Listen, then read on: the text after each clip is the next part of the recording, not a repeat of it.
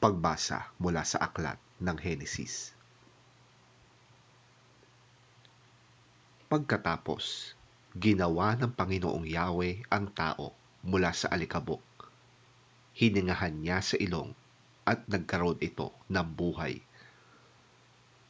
Gumawa ang Panginoong Yahweh ng isang halamanan sa Eden, sa dakong silangan, at doon dinala ang taong kanyang nilalang. Pinatubo niya roon ang lahat ng uri ng punong kahoy na magagandang pagmasdan at masasarap ang bunga. Sa gitna ng halamanan ay naroon ang punong kahoy na nagbibigay buhay, at gayon din ang punong kahoy na nagbibigay kaalaman tungkol sa mabuti at masama.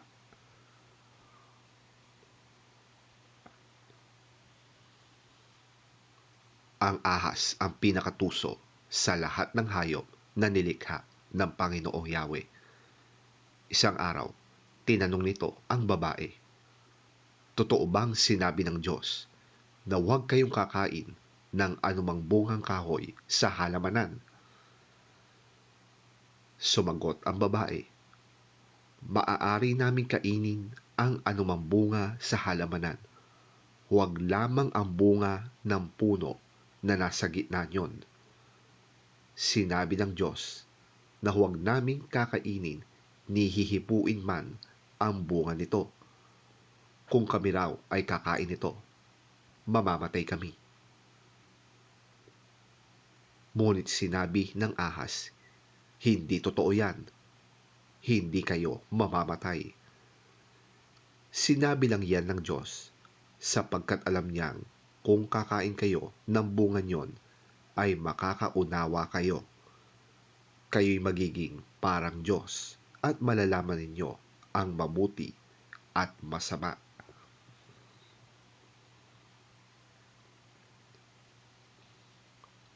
Ang punong kahoy ay napakaganda sa paningin ng babae at sa palagay niya ay masarap ang bunga nito. Naisip din niya na kahanga-hanga ang maging marunong, kaya't pumitas siya ng bunga at kumain nito. Binigyan niya ang kanyang asawa at kumain din ito. Nagkaroon nga sila ng pagkaunawa matapos kumain.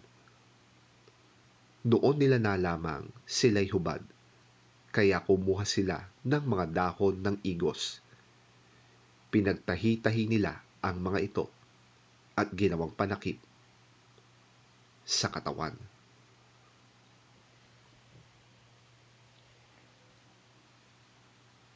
Ang salita ng Diyos. Salamat sa Diyos. Pagbasa mula sa sulat ni Apostol San Pablo sa mga taga-Roma.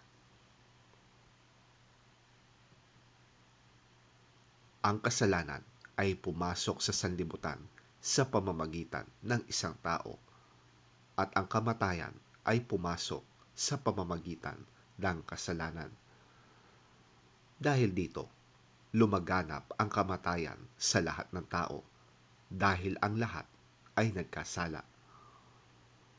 Nasa sanlibutan na ang kasalanan bago ibigay ang kautusan. Ngunit kung walang kautusan, ang kasalanan ay hindi ituturing na kasalanan. Gayunman, naghari pa rin ang kamatayan mula kay Adan hanggang kay Moises, pati sa mga taong hindi nagkasala, tulad ng pagsuway ni Adan sa utos ng Diyos. Si Adan ay anyo ng isang darating. Subalit, magkaiba ang dalawang ito dahil ang libreng kaloob ng Diyos ay hindi katulad ng kasalanan ni Adan. Totoong maraming tao ang namatay dahil sa kasalanan ng isang tao. Ngunit ang kagandahang loob ng Diyos ay mas dakila. Gayon din ang kanyang libreng kaloob sa maraming tao sa pamamagitan ng kagandahang loob ng isang tao, si Hesukristo.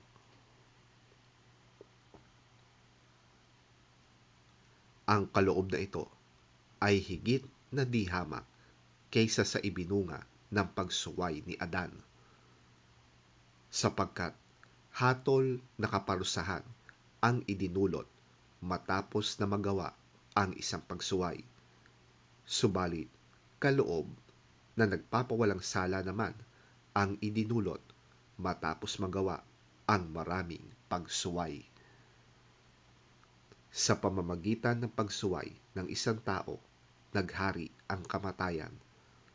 Ngunit sa pamamagitan din ng isang tao, si Hesukristo, ang mga taong pinagpala ng sagana at itinuring na matuwid ng Diyos ay maghahari sa buhay.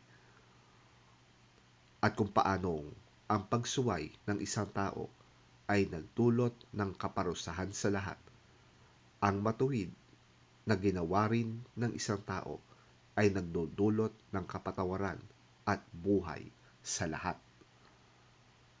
Sapagkat kung ang lahat ay naging makasalanan dahil sa pagsuway ng isang tao, ang lahat ay mapapawalang sala dahil sa pagsunod ng isa ring tao.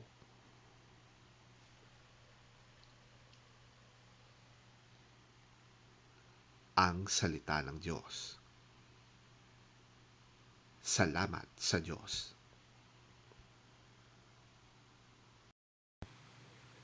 Ang mabuting balita ng Panginoon ayon kay San Mateo.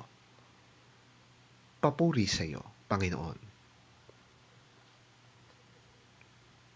Pagkatapos, si Jesus ay dinala ng Espiritu sa ilang upang tuksohin ng dyablo. Siya'y nag-ayuno sa loob ng 40 araw at 40 gabi, kaya't siya'y nagutom. Dumating ang dyablo at sinabi sa kanya, "Kung ikaw ang anak ng Diyos, gawin mo ngang tinapay ang mga batong ito." Ngunit sumagot si Jesus, "Nasusulat, ang tao'y hindi lamang sa tinapay nabubuhay, kundi sa bawat salitang nagmumula sa bibig ng Diyos." Pagkatapos, dinala siya ng dyablo sa Jerusalem, ang banal na lungsod, at pinatayo sa taluktok ng templo. Sinabi nito sa kanya, "Kung ikaw ang anak ng Diyos, magpatihulog ka, sapagkat nasusulat, sa kanyang mga anghel, ika'y itatagubilin, at sa kanilang mga kamay, ika'y aalalayan, nang sa mga bato, paamoy, hindi masasaktan."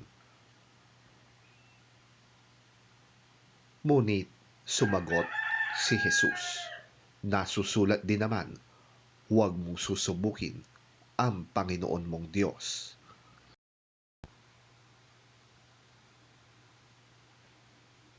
Pagkatapos, dinala naman siya ng dyablo sa isang napakataas na bundok at ipinakita sa kanya ang lahat ng kaharian sa daigdig at ang kapangyarihan ng mga ito.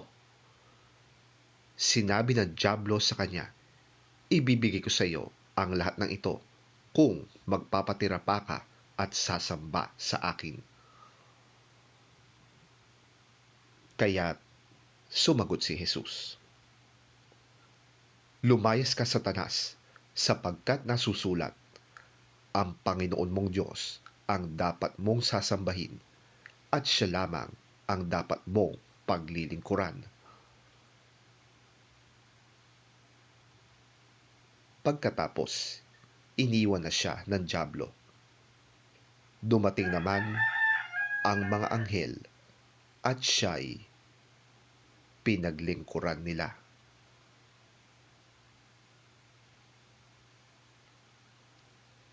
Ang mabuting balita ng ating Panginoon. Pinupuri ka namin, Panginoong Hesukristo.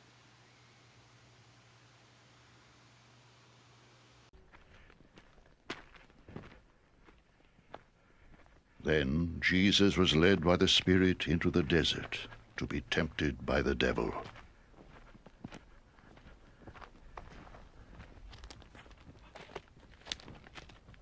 After fasting 40 days and 40 nights, he was hungry. The tempter came to him and said, "If you are the Son of God, tell these stones to become bread."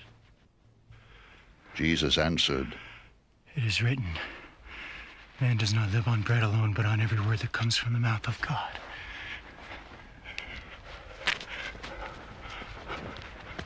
Then the devil took him to the holy city and had him stand on the highest point of the temple.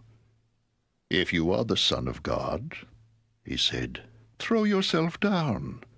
For it is written, he will command his angels concerning you, and they will lift you up in their hands, so that you will not strike your foot against a stone." Jesus answered him, "It is also written, do not put the Lord your God to the test."